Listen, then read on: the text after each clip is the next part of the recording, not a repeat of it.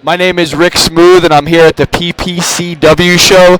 And I'm sitting here with a good friend of mine that I just met earlier. He's a good guy, man, with George Mayfield. George, how you doing today, man? I'm fine. How about yourself? I'm doing pretty good, man. Thanks for asking, man.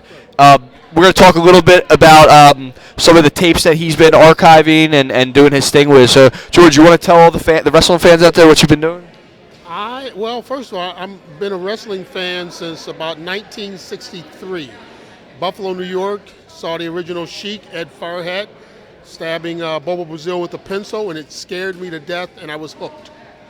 And since then, I've always been a wrestling fan. Loved the more violent wrestling. Found out about Japanese wrestling in the 90s. Went to the 1994 Tokyo Dome show and was hooked. At that point, it was that type of wrestling, and then I found out about the All Japan women. And I like the women even more than the men. I went to the Ladies Dome show in November of '94, and at that point I was hooked. I was going every January for the New Japan show. They had a series of shows. I would always go at that point. And with the internet just starting to take off, people would ask me about it, and I would say, hey, how would you like to go to Japan with me? So at that point I started taking people to Japan on tours, and it just took off from there. Everybody loved it. You know? That's amazing, George. So I got to ask you. So I remember that time period for pro wrestling, and I remember like 94, 95-ish, and you're talking about that in Japan. What was different about the Japanese wrestling at that time period than, let's say, the WWE? It was crazy. You had fire matches. It was just crazy. It's things that I had never seen before and couldn't imagine. I went to 2 exploding ring matches, and it was just it was just crazy. Fire matches, and it was crazy. Wow, that's amazing. So as far as like what you've been doing, as far as the tapes and the different compilations that you've made, what do you think is kind of the art of doing all this stuff?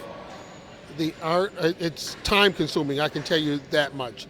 I bought a VCR when they first came out in 1979, and I videotaped everything. Can we just hold on for a minute? Yeah. Can we hold for a minute? All right, so George, I got to ask you, what's your favorite era of pro wrestling? Like, if you had to zoom in with doing what you're doing, and you made a best of, like, the certain time period that every person must see, what would it be? As much as I love Japanese wrestling because I saw things I had never seen before, I grew up with the Sheik.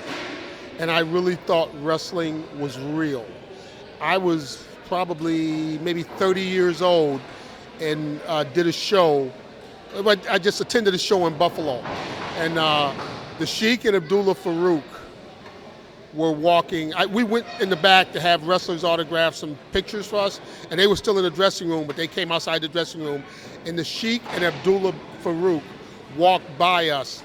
And we saw him coming in, and we dropped our heads because we didn't want to make eye contact with him because we were scared of the Sheik. They walked maybe 20 feet, turned around and said, boo. Me and my sisters broke for the car, running to the car. I couldn't get my key in the door to unlock that because I was scared to death.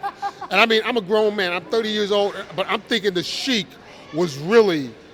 I'd seen him stab Bobo Brazil so many times that it scared me to death.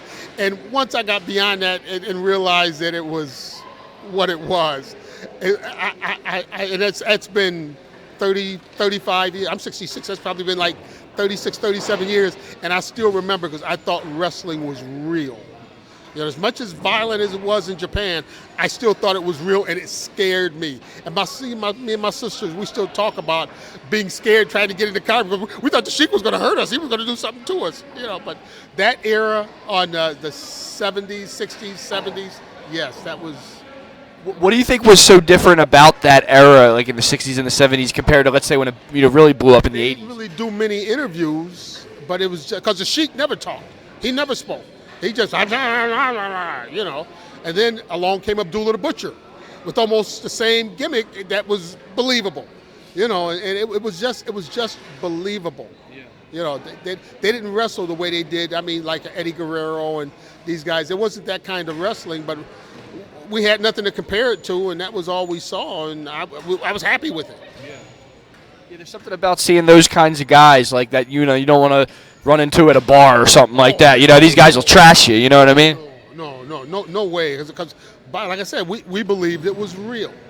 You know, and then I found out that the Sheik and Bobo Brazil were good friends and whatever. Like, huh? What? Come on! It kind of like took that away. You know, because you thought it was just different. I've always heard in that era a lot about Tony Atlas. Is there anything you want to say about Tony Atlas in that time period, or?